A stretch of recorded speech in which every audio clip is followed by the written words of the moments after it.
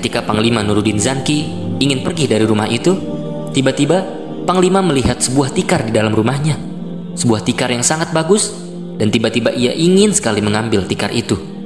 Pada saat Panglima Nuruddin Zanki mengangkat tikar itu, Panglima menemukan lorong yang menghantarkan ke kamar Nabi Shallallahu Alaihi Wasallam yang mulia.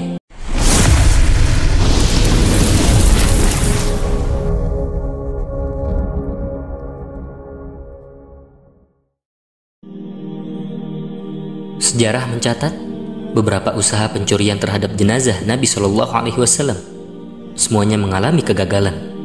Sungguh Allah Subhanahu Wa Taala telah menjaga Nabi-Nya Shallallahu Alaihi Wasallam dalam keadaan hidup dan dalam keadaan sudah meninggal. Salah satunya upaya pencurian jenazah Nabi Shallallahu Alaihi Wasallam dilakukan oleh para penggali kubur dari raja-raja Nasrani. Hal itu dilaksanakan dengan perantara dua orang Nasrani dari Maroko. Namun Allah Ta'ala melindungi jasad Nabi-Nya Muhammad Sallallahu Alaihi Wasallam dengan cara Panglima Nuruddin Zanki bermimpi bertemu Nabi Sallallahu Alaihi Wasallam dalam tidurnya.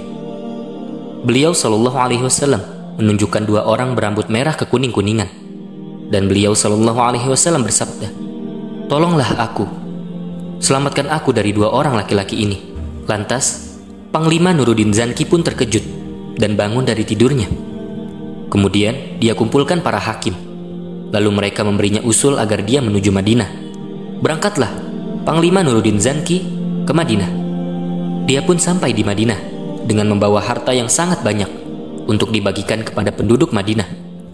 Dia kumpulkan seluruh orang di Madinah, lalu memberi mereka hadiah setelah nama-nama mereka dicatat, dan dia tidak melihat dua orang laki-laki yang ditunjukkan Nabi dalam mimpinya.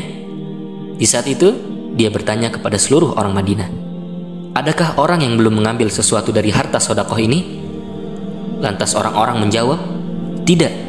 Panglima Nuruddin Zanki pun bertanya lagi, "Berfikirlah, ingat-ingatlah."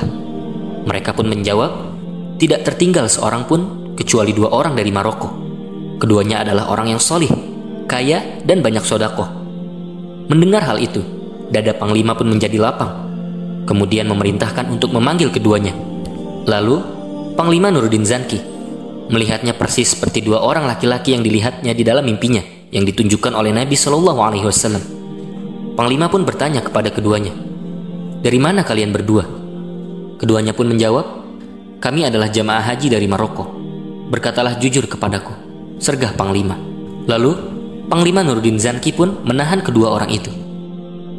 Panglima Nuruddin Zanki pun bertanya tentang rumah keduanya. Kemudian Panglima pun mendatangi rumah keduanya.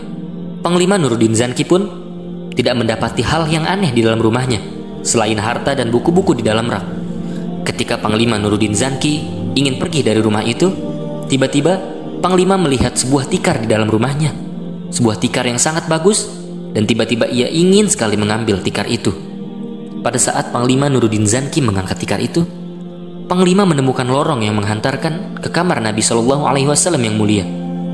Setelah keduanya dipukuli, keduanya mengaku sebagai penggali kubur milik raja-raja Nasrani. Dan sebelum keduanya sampai di kuburan Nabi Shallallahu Alaihi Wasallam, terjadi goncangan di bumi.